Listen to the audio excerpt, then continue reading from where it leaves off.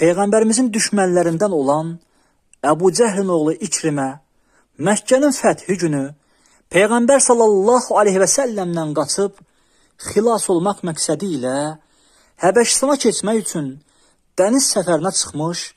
Bu vaxt dənizdə bərk fırtına qopmuşdur.